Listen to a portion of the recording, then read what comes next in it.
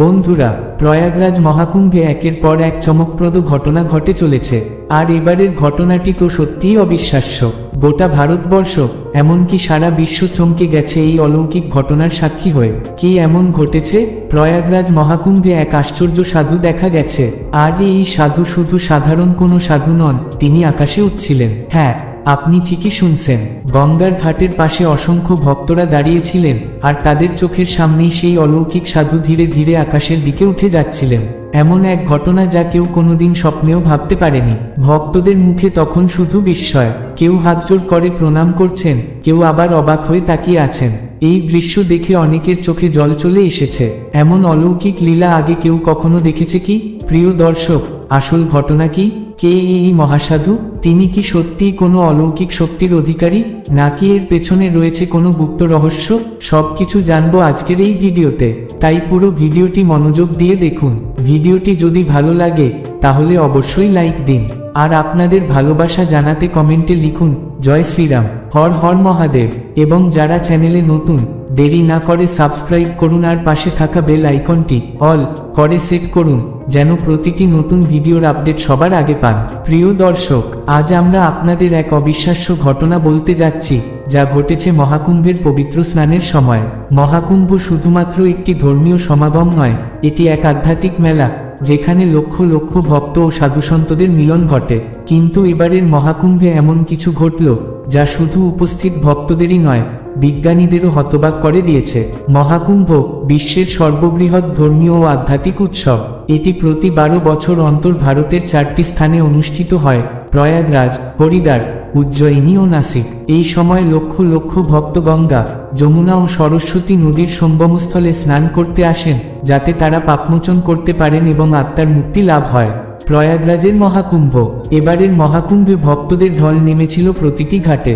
চারপাশে শুধু ধর্মীয় সঙ্গীতের ধ্বনি আর অগণিত সাধুসন্তদের বিচরণ। কেউ ধ্যানমগ্ন, কেউ তপস্যার্ত, কেউ আবার কঠোর যোগ সাধনায় লিপ্ত। সকালবেলা সূর্যের আলো যখন গঙ্গার জলে প্রতিফলিত হচ্ছিল, তখন ভক্তরা ব্যস্ত পবিত্র স্নানে। ঠিক সেই মুহূর্তে এক বিশেষ অলৌকিক সাধুর আগমন ঘটে। প্রধান গঙ্গা, যমুনা, সরস্বতীর মিলন ঘাটে সেই রহস্যময় সাধুর আগমন ঘটে। সারা শরীর ভস্ম মাখা, লম্বা জটা, গেরুয়া বসন, কপালে ত্রিপুণ তিলক। প্রথমে কেউ খুব একটা গুরুত্ব দেয়নি, কারণ মহাকুম্ভে এমন হাজারো যোগী সাধু আসেন। কিন্তু কিছুক্ষণের মধ্যেই বোঝা গেল তিনি সাধারণ সাধু নন, তিনি এক বিরাট অলৌকিক শক্তিধারী মহাপুরুষ। এমন সাধু সচরাচর গোটা ভারতবর্ষে দেখা যায় না। তিনি ধীরে ধীরে গঙ্গার ধারে এসে ধ্যানমগ্ন হলেন। মুহূর্তের মধ্যে চারপাশে অদ্ভুত এক নীরবতা নেমে এলো। কৌতূহলী জনতা হতবাক হয়ে তাকিয়ে রইল। অনেকে তার কাছে গিয়ে দাঁড়ালেন, আর অবাক করা বিষয়, যারা গিয়েছিলেন তারা অদ্ভুত এক আনন্দ অনুভব করছিলেন। তখনই সবাই বুঝতে পারল তিনি সত্যিই এক মহাত্মা। কিন্তু বন্ধুরা, এরপর যা ঘটল তা দেখে সমস্ত ভক্তদের চোখ কপালে উঠে গেল। সেই অলৌকিক ঘটনা দেখে সবাই জয় শ্রীরাম, হর হর মহাদেব ধ্বনি দিতে লাগলেন। আকাশ বাতাস কাঁপিয়ে উঠল সেই পবিত্র ধ্বনিতে। কয়েক মিনিট ধ্যান করার পর সাধু চোখ খুললেন, ধীরে ধীরে হাত তুললেন আকাশের দিকে, আর এক রহস্যময় মন্ত্র উচ্চারণ করলেন। ঠিক সেই মুহূর্তে যা ঘটল তা দেখে উপস্থিত সবাই স্তম্ভিত হয়ে গেল। মানুষের চোখের সামনে সাধুটি ধীরে ধীরে মাটি থেকে ওপরে উঠতে লাগলেন। ভক্তরা অবাক, কেউ কপালে হাত দিয়ে দেখছেন এটা কি স্বপ্ন, না সত্যি। কেউ আবার হাঁটু গেড়ে বসে প্রণাম করছেন। প্রথমে মনে হলো হয়তো চোখের ভুল, কিন্তু মুহূর্তের মধ্যে তিনি প্রায় 10 থেকে 15 ফুট উপরে উঠে গেলেন। উপস্থিত ভক্তরা বিস্ময় হতবাক। অনেকে ভয়ে চিৎকার করে উঠলেন, কেউ আবার মোবাইল বের করে ভিডিও করতে লাগলেন, আবার কেউ জয় শ্রীরাম, হর হর মহাদেব ধ্বনি তুললেন। এই দৃশ্য যেন সিনেমার স্পেশাল ইফেক্টকেও হার মানায়। জনতার মধ্যে বিভ্রান্তি ছড়িয়ে পড়ল। কেউ বলল এটি ঈশ্বরের অলৌকিক লীলা, আবার কেউ বলল এটি এক সিদ্ধযোগীর তপস্যার ফল। কিছু লোক আবার সন্দেহ করল এটি নিশ্চয়ই আধুনিক প্রযুক্তির কোনো খেলা। কিন্তু প্রশ্ন হলো, যদি এটি কোনো বৈজ্ঞানিক প্রযুক্তি হতো, তাহলে তা এত নিখুঁতভাবে কিভাবে ঘটল, যেখানে কোথাও কোনো তার নেই, কোনো যন্ত্রের অস্তিত্বই দেখা যায়নি? প্রিয় দর্শক, আপনাদের একটা কথা বলি, আপনারা সবাই জানেন হিন্দু ধর্মে যোগ ও ধ্যানের বিশেষ গুরুত্ব রয়েছে। প্রাচীন শাস্ত্রে বলা হয় কঠোর সাধনার মাধ্যমে একজন যোগী অষ্টসিদ্ধি লাভ করতে পারেন, যার মধ্যে একটি হলো লঘিমা, যার মাধ্যমে শরীরকে এতটাই হালকা করে ফেলা যায় যে মানুষ বাতাসে ভাসতে পারেন। এই সাধুটি কি সত্যিই সেই শক্তির অধিকারী? একজন পণ্ডিত এই ঘটনাকে ব্যাখ্যা করতে গিয়ে বললেন, যোগশাস্ত্রে বলা হয়েছে, যখন একজন যোগী তার শরীরের সব জোরটা ত্যাগ করেন, তখন তিনি মাধ্যাকর্ষণের নিয়ম ভঙ্গ করতেও সক্ষম হন। তবে এটি কেবলমাত্র গভীর তপস্যার মাধ্যমে সম্ভব। এরকম সাধু আগেও ভারতবর্ষের বুকে দেখা গেছে, কিন্তু তারা সচরাচর জনসমক্ষে আসেন না।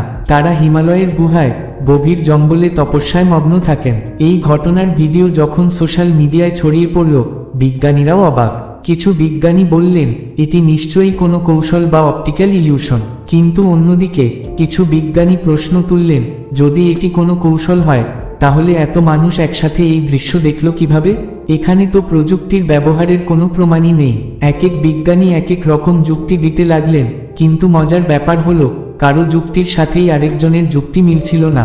তখন এক ভারতীয় বিজ্ঞানী বললেন, আমরা মহাকর্ষ নিয়ে বহু গবেষণা করেছি, কিন্তু এই ঘটনা আমাদের গবেষণাকে চ্যালেঞ্জ জানাচ্ছে। এটি যদি সত্যিই যোগবিদ্যার প্রভাব হয়, তাহলে আমাদেরও আরও গভীরভাবে গবেষণা করা উচিত। গঙ্গার ঘাটে তখন সমস্ত ভক্তরা বিস্ময় হতবাক। আর সেই সাধু, তিনি ধীরে ধীরে মাটিতে ফিরে এলেন, নির্বিকার মুখে তাকিয়ে রইলেন কিছুক্ষণ, তারপর নির্লিপ্ততা ভঙ্গিতে সেখান থেকে চলে গেলেন। কেউ তাকে কিছু জিজ্ঞেস করতে চাইলেও তিনি কোনো উত্তর দিলেন না, যেন এই ঘটনা তার কাছে একেবারেই স্বাভাবিক।